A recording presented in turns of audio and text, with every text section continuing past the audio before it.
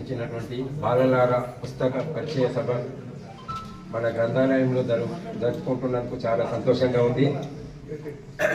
వేదిక మీద ఉన్నటువంటి పెద్దలందరికీ నమస్కారాలు. వేదిక ముందు ఉన్నటువంటి సాహితీ మూర్తులందరికీ నా హృదయపూర్వక శుభాకాంక్షలు తెలియజేస్తూ, మరి ఉండాల రాజేశం అన్నగారు దాదాపుగా నాకు 5 సంవత్సరాలుగా పరిచయం. మరి ఆయన రాసే ప్రతి పద్యాన్ని నేను చదువుతూ ఉంటాను. పండిత పామర జనరంజకంగా అందరికీ అర్థమయ్యే విధంగా, అంటే చదువు వచ్చిన వాళ్ళకు చదువు రానోడు కూడా 2 సార్లు ఏంటి ఆ పద్యం ఈజీగా వాడగలుగుతాడు. మరి అంతేకాకుండా కథల్లో కూడా అద్భుతమైనటువంటి కథలు, ఒక వారంలో ఒక 2-3 కథలన్నా పేపర్లో దర్శనమిస్తుంటాయి. ఇక కవితలు కూడా దాదాపుగా ఒక 2 పుస్తకాలు తీసి ఉంటాడు అన్నగారు. ఒక 10-12 పుస్తకాలు ఇప్పటివరకు రాయడం జరిగింది. ప్రతి పుస్తకం, ఏ పుస్తకం చూసినా కూడా చాలా సులభంగా, వ్యవహారికంగా, అర్థవంతంగా, అందరికీ చిన్న పిల్లలకు కూడా చదువుకొని దాన్ని అర్థం చేసుకునే విధంగా ఉంటుంది. మరి ఇలాంటి సాహిత్య సేవ సమాజానికి అందిస్తూ మాలాంటి కొత్తగా వచ్చినటువంటి కవులకు ఒరవడిగా నిలుస్తూ, మరి అద్భుతమైన సాహిత్య సేవ సిద్దిపేటను, తెలంగాణ ప్రాంతంలో సిద్దిపేట అంటే ఒక కవి కళాకారులకు పుట్టినలుగా, మరి అద్భుతమైన సాహిత్య సేవ చేస్తూ ఆయన ఒక్కడే కాకుండా, ఆయన ఒక్కడే పేరు తెచ్చుకోవడం కాకుండా మాలాంటి వాళ్ళకు కూడా సార్ మీరు ఇది రాయాలి, అన్న మీరు ఇది రాయాలి, ఇది రాస్తే ఇట్లా ఉంటుంది అని తోవ చూపుతూ అనేక మంది కవులను, దాదాపుగా సిద్దిపేట చుట్టుపక్కల ప్రాంతాల్లో ఒక 50-60 మంది కవులను సులభంగా ఆయనే మార్గాన్ని అనుసరిస్తూ ఆయన వెనుక నడిచిన నిజంగా చాలా సంతోషదాయకం. మరి ఇంకా కూడా ముందు కూడా ఈ సాహిత్య సేవ ఇలాగే కొనసాగిస్తూ మాలాంటి కవులకు ఒరవడిగా నిలుస్తూ, మరి చక్కగా ఇంకా అనేక పురస్కారాలు అందుకోవాలని, మంచి హోదాలో ఉండాలని, అలాగే ఇప్పటికే 12 పుస్తకాలు అయినాయి కాబట్టి దాదాపుగా అబ్బురపడే విధంగా కార్యక్రమాన్ని నిర్వహించి విజయవంతం చేసినటువంటి ఘనత ఉండాల రాజేశం గారి. అంటే ఇక్కడే కాదు, స్థలం ఏదైనా సరే, ఎక్కడైనా సరే, ఎప్పుడైనా సరే విజయవంతం చేయడంలో చొచ్చుకుపోయి పనులను నిర్వర్తించడంలో ఆయన ఎప్పుడూ కూడా ముందే ఉంటాడని తెలియజేస్తూ, ఇక చివరగా అన్నగారి చిన్ననాటి మిత్రులు నాగసాని రవీందర్ గారికి చైర్మన్ గారి చేతుల మీదుగా పుస్తకాన్ని అందజేయడం జరుగుతుంది. ఇప్పుడు సమావేశ సభ్యులందరికీ, గ్రంథాలయంలో చక్కగా వింటూ చదువుతున్న విద్యార్థులందరికీ హృదయపూర్వక వందనాలు. బాల సాహిత్యంలో ఉండాల రాజేశం సార్ ఇప్పటి వరకు 12 పుస్తకాలు రాశారు. ఆయన రాయడమే కాకుండా చాలా మందిని ప్రోత్సహిస్తూ ముందుకు తీసుకొస్తున్నారు. బాల సాహిత్యం అంటేనే సిద్దిపేట అంటేనే బాల సాహిత్యము. చాలా మంది, దాదాపు ఒక 32 మంది వరకు ఉండొచ్చు బాల సాహిత్యవేత్తలు మన సిద్దిపేటలో ఇప్పటి వరకు. నాకు తెలిసి ఇంకా కూడా రాస్తున్నారు చాలా మంది. సారు రాసిన పుస్తకం ఫస్ట్ చాలా ఇంత పొడవు వచ్చింది, పుస్తకం పేరు గుర్తులేదు, అది నా దగ్గర ఉంది, దాన్ని చదివాను నేను. బాలకథ అది. ఆ తర్వాత లక్ష్మీ. నేను బాల సాహిత్యంలో నేను కూడా ఒక 6-7 పుస్తకాలు తీశాను. నేను ఈ బాల సాహిత్యం ముందుకు రావడానికి కూడా అయితే చంద్రయ్య సారు, ఎనవేల రాజమౌళి సారు, ముఖ్యంగా ప్రథమంగా నా సాహిత్య గురువు లక్ష్మణ్.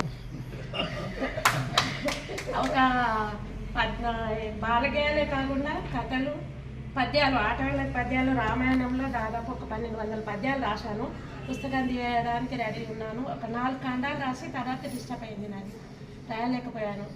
కండ్ల ఆపరేషన్ అయి చేతి ఫ్రాక్చర్ అయి కొంచెం వెనుక పోయింది నాది. ముఖ్యంగా నేను ఇంత ముందుకు ఈ స్టేజ్ మీదకి రావడానికి ప్రోత్సహించిన మా జాతీయ సాహిత్య పెద్దలందరికీ హృదయపూర్వక వందనాలు చేస్తాను. నేను చిన్న పద్యం చదివి వినిపిస్తా. పిచ్చి గీతలు గీస్తే కూడా అందులో ఒక చిత్రం వస్తుంది. చాలా మంది మీరు గీసి చూడండి, అందులో ఏదో ఒక భావం దొరుకుతుంది, ఒక చిత్రం దొరుకుతుంది తప్పకుండా. నా అనుభవం ఎట్లా అంటే, నేను ఎవరైనా గేయం రాసి బొమ్మేస్తా, బొమ్మేసి గేయం రాసుకోగలుగుతా. కాబట్టి ఏ గీతలోనైనా మనం ఒక జ్ఞానాన్ని పెంపొందించుకొని చూడొచ్చు. అందులో మీరు ఎంత పిచ్చి గీతలు గీయండి, అందులో ఒక భావమైన బొమ్మ దొరుకుతుంది. ఇందులో ఈయన రాసిన ఒక పద్యం: పిచ్చి గీతలందు వచ్చిన చిత్రం మదిని తలుపులన్నీ హృదిని తెరుచు, బొమ్మ వన్నెలందు పోలెడు రంగులు బావి పౌరులార బాలలారా.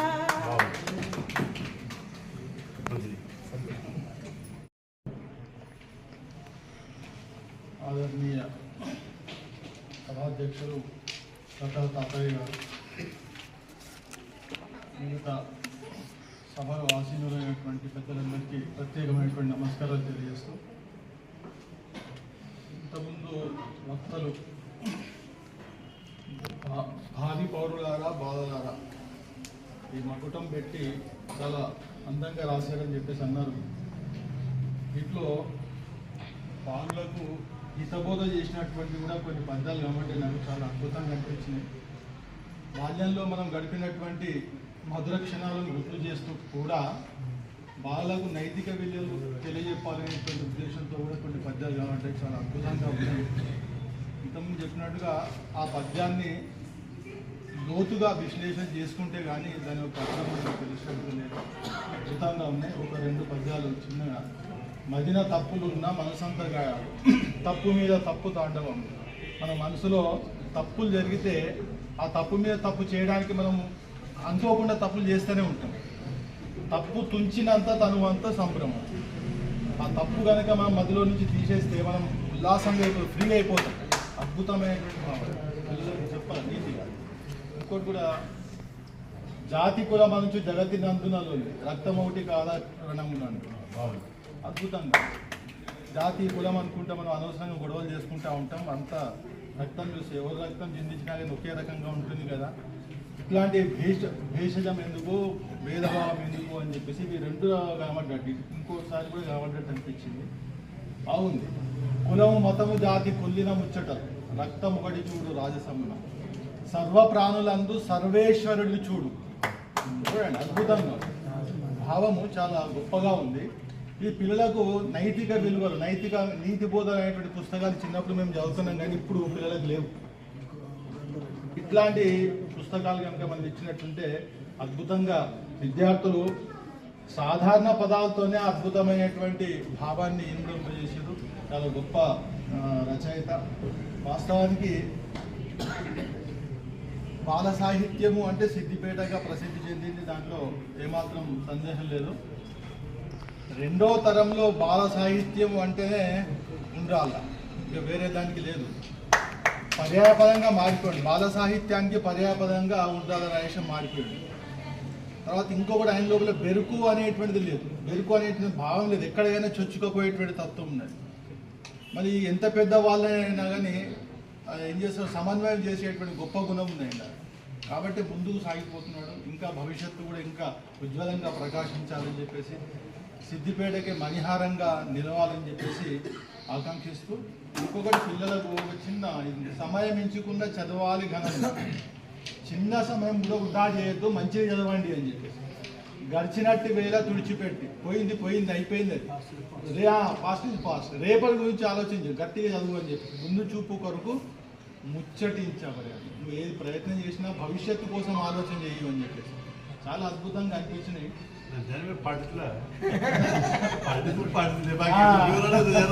పరీక్షలను జరిపి విశ్రమముందక మార్గదర్శివై బాల సుసాహితీ వనము భాషిల చేసిన రాజు వీవేగా, మేలకు జీవనములను మేదిని అందును పొందగోరి. ఇంకా ఉజ్వలంగా మీ యొక్క భావి జీవితం ప్రకాశింపజేయాలని, సాహిత్యం లోపల ఒక మకుటాయమైనటువంటి కీర్తిని పొందాలని ఆకాంక్ష అవకాశం ఇచ్చినందుకు ధన్యవాదాలు.